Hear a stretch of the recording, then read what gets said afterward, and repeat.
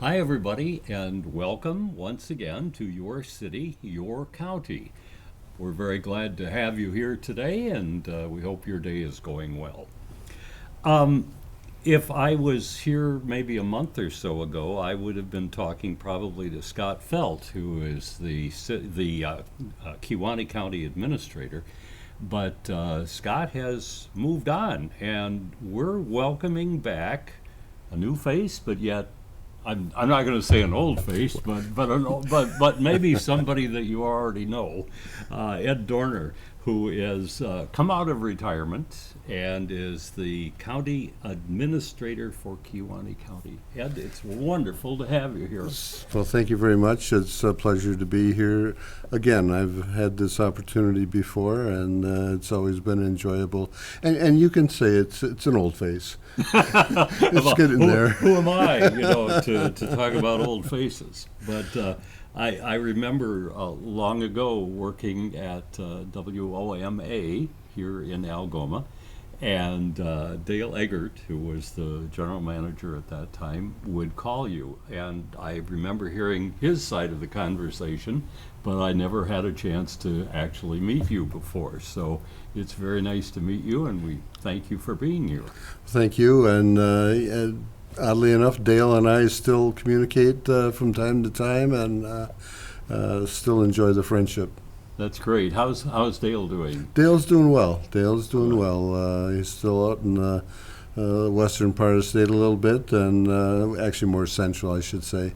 So the last we spoke was just shortly after I did come back from retirement, and he wished me well, which is what I would have expected from Dale. Yeah, we went to a show about WOMA, which was the local radio station, previously. Of course, it's changed ownerships a couple of times now, but it was a good experience. Yeah. And, taught me a lot about Kewaunee County. That was a good thing.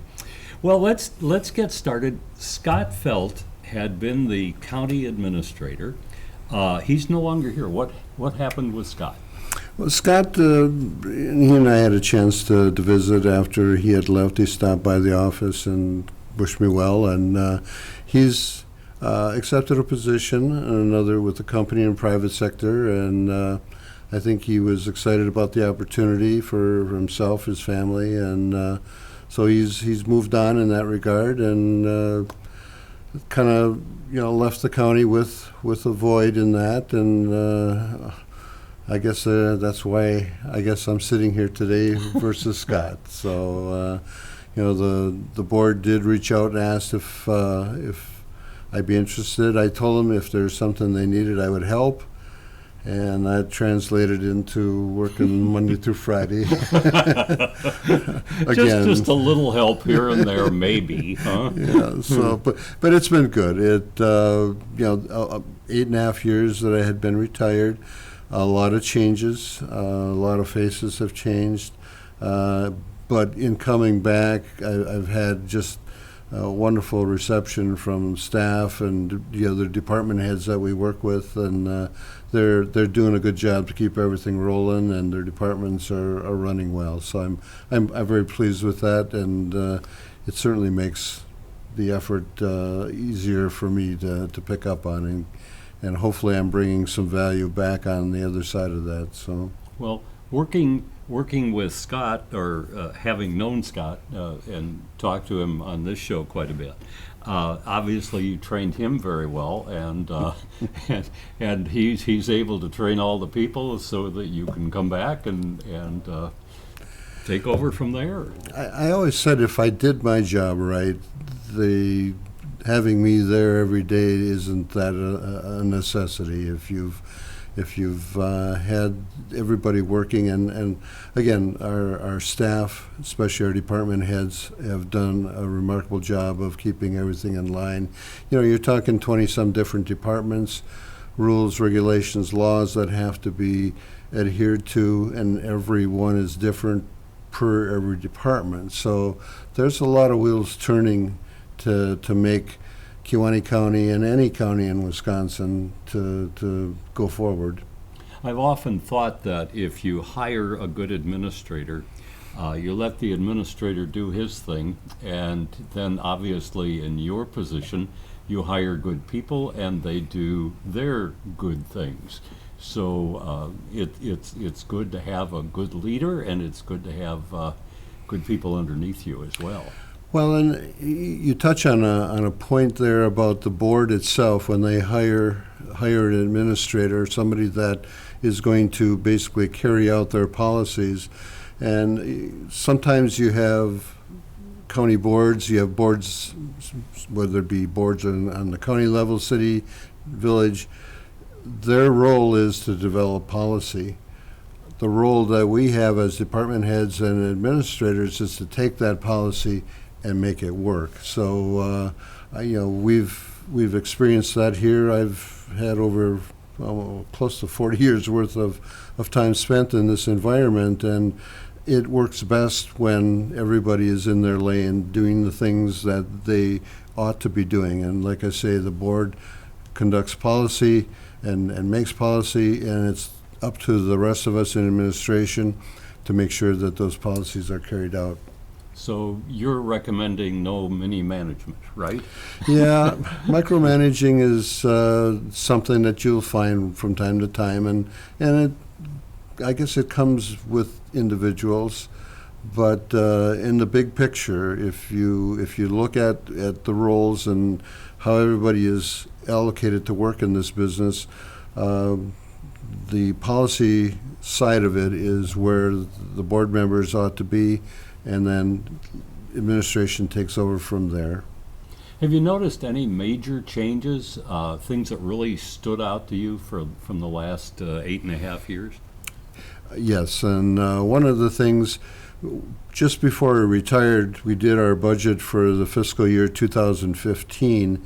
In that budget, we included the never before to be had a finance director in that budget. It was something that we've been angling for. We should have had.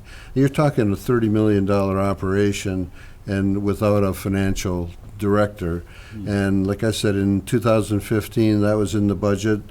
Mr. Feld came on board and hired a finance director, and that has just really transformed operations and information flow from the financial side. It's just a wonderful thing. Mm-hmm.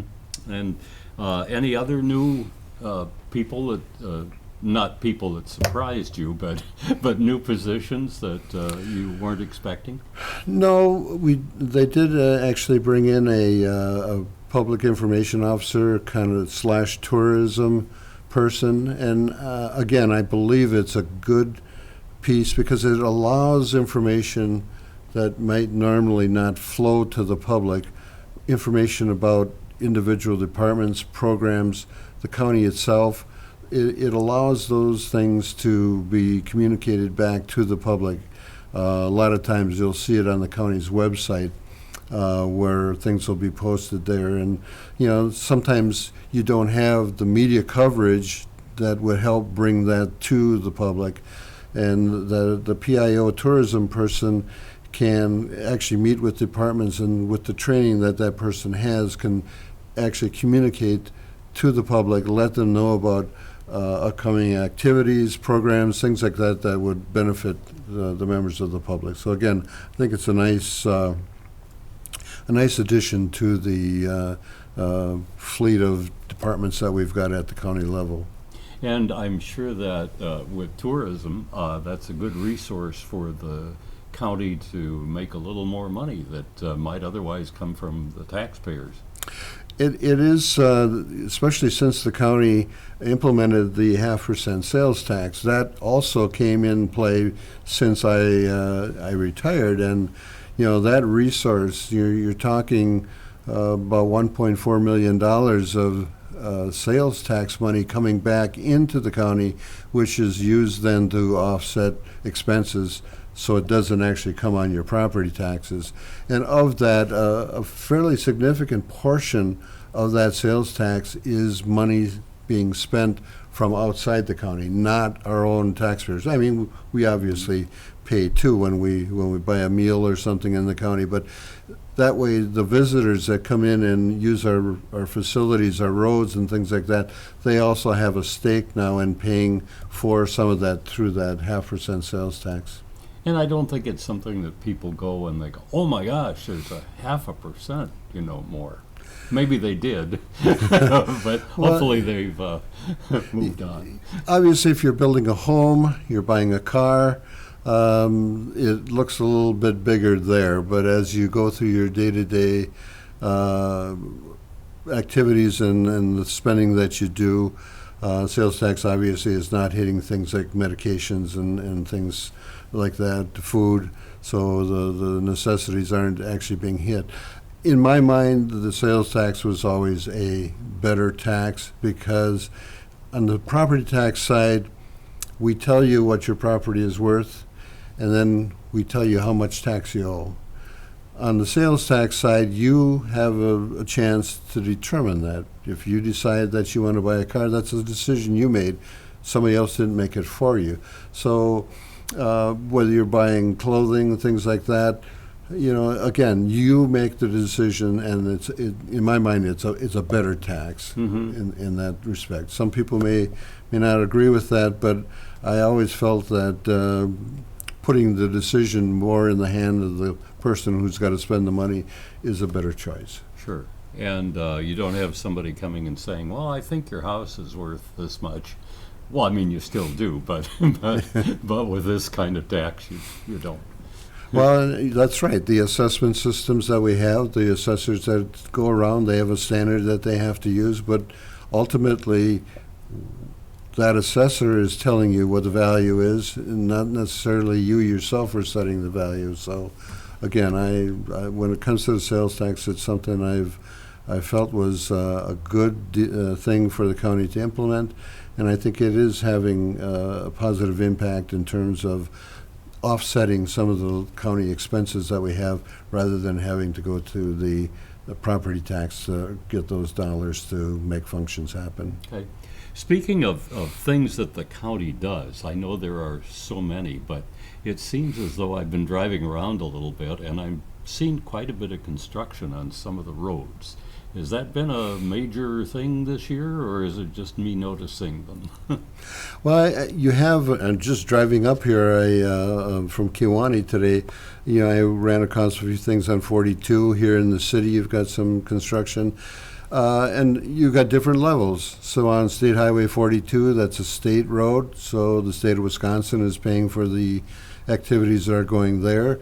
If you go here in the city is obviously responsible for those city streets to be put in place. So it just seems we've had some major projects. Highway 54 from Luxembourg here to Algoma was or still is under construction, putting new pavement in. Again, another state project, funds that come to us from the state of Wisconsin. But you'll also see county road projects, and those are the ones that we at the county level are responsible for, and more often than not, the county highway department is involved with those construction projects. So you're keeping busy. There seems to be enough work going around, yeah. I was driving, and I work with people with real estate, and I was driving down, I believe it was County O, over the weekend, and I was following a vehicle, a fellow I knew in front of me, and looked in the middle of the street, and here is a huge, humongous tree just laying right across the road. And I thought, gee, I better do something about this. What do I do? And right behind me pulls up a county officer, and he says, well, I'll take care of this. And, he called, the appropriate people, and he started breaking off branches. And so it's those things, I think, that sometimes we don't think about that, are really getting done.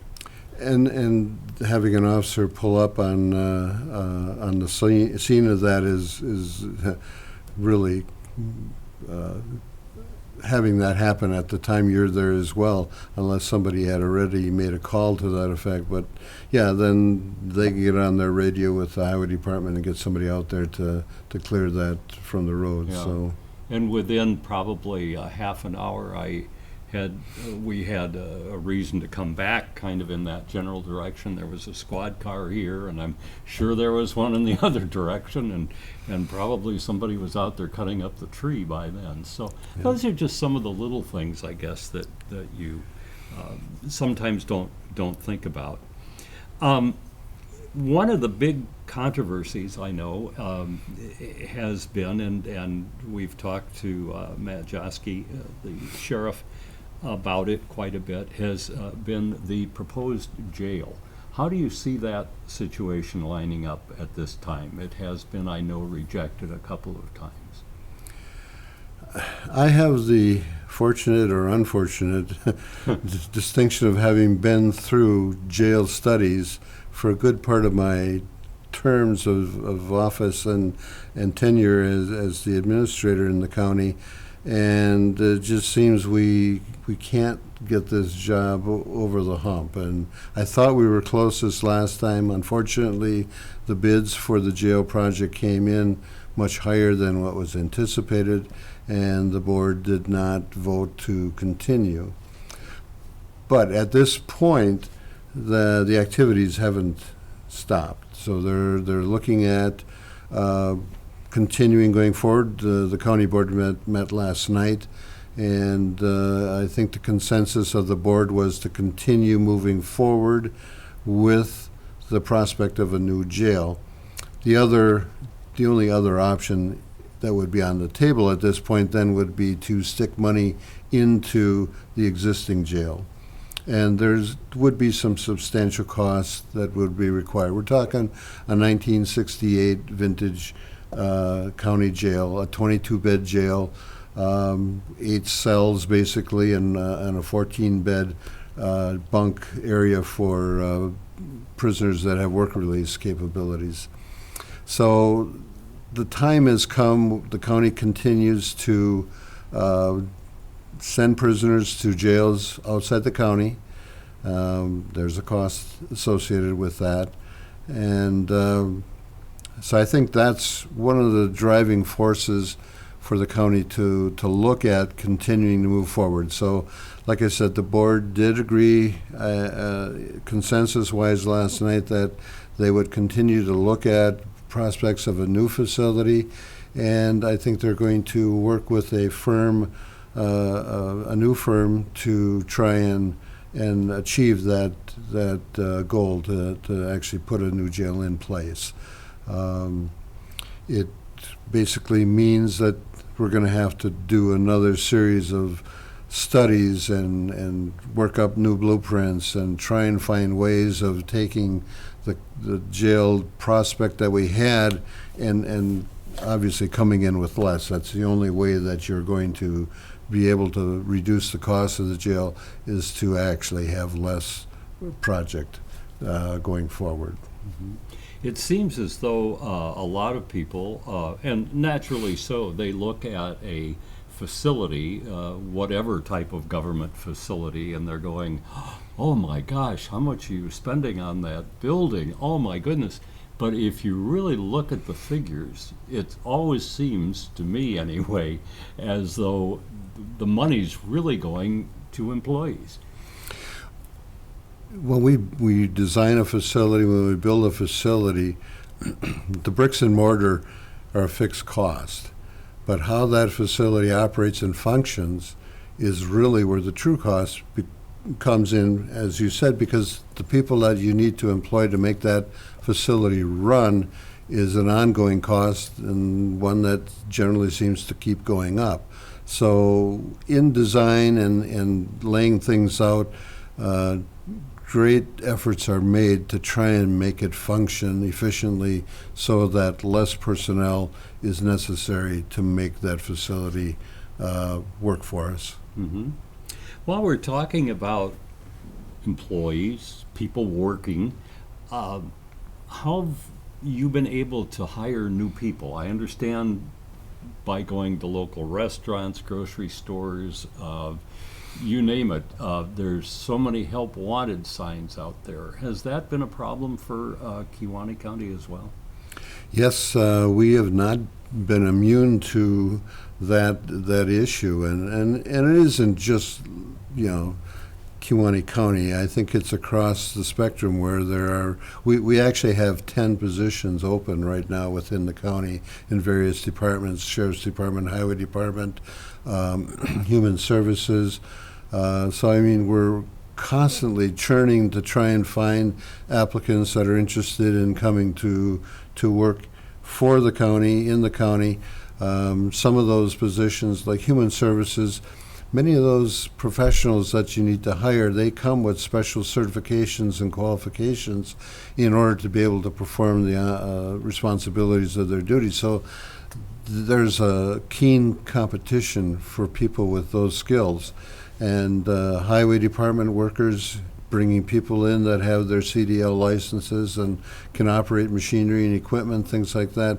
So, we're in competition with the private sector all the time on the getting bodies to come in. So we're actually in the process right now of filling the county administrator's position on a full-time basis. I'm the interim, and I've been here since I've been working since July, later in July that I took over, and we're at a point this week where we'll be looking at some interviews with 3 applicants, and the committee will decide at that point whether they'll bring those folks in for more formal interviews, and hopefully find someone who can guide the ship going forward. Do you get involved in those interviews, or do you kind of steer clear of that? Well, the committee is at this point has had me involved in terms of bringing, organizing everything, bringing the applicants in, developing questions for interviews. Matter of fact, I conducted interviews last week. We call them Zoom interviews, where people would, it was more of an introductory type interview, where we would ask some questions, record that, and then on Friday those recordings of the interview will be played back to the interview committee, and then based on that they will make some decisions again whether or not they want to bring somebody in. And so yes, the committee has asked me to be involved in that. I'm not saying I'm going to be involved in the final decision making, because as the statutes say, the county board picks the county administrator, but we're certainly there to facilitate and make sure that all the things they need to make that decision are going to be available to them. Most of the areas around Kewaunee County, I know Dorr County and probably Brown County, and a lot of individuals in this area, it's hard to find housing for these people. Has that been part of the problem that Kewaunee has, that you might get somebody who's really good, but yet they can't find a place to live? We've not been to that level yet, and I, to be honest with you, in the couple of months I've been aboard here, I haven't seen any of the statistics in terms of how housing is affecting our efforts to bring people in and on board. So I'm afraid I'm not going to be able to give you a good answer on that. Okay, well, at least you're very honest about it, so I appreciate that very much. Where do you think a lot of the people are going who leave these jobs? Are they retiring, or are they going to a different position, bigger salary? What seems to be driving the departures? All of the above. Okay. It is a situation, for instance, in our sheriff's department, we have some deputies that have reached their retirement age, so we've got, they're going to be leaving, so then we're going to try and ramp up so that we can have those people. It's not like a normal position. A patrol officer on the road has to go through a lot of training before they are entrusted with that squad car and the patrol on the road. So they have to have a lot of training. Even before, we hired them with a lot of training. They've got to pass a basic a regimen of tests and things like that. But once we move them, and depending on if we're hiring for patrol, sometimes we'll have a transfer from our jail division going into the patrol position. They have the basic requirements, but they also need to have that over the road kind of training, riding with another officer from time to time. So it's not a matter of just hiring somebody and giving them the keys and telling them to go and be a patrol officer. There's a lot of training that goes into that.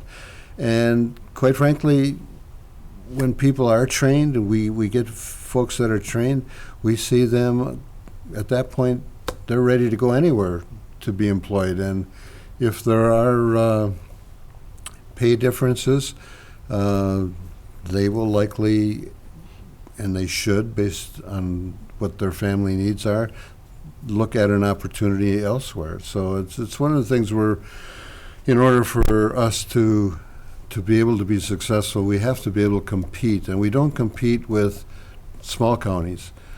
Our competition is Dorr, Brown, and Manitowoc counties. That's where we compete to draw workers from.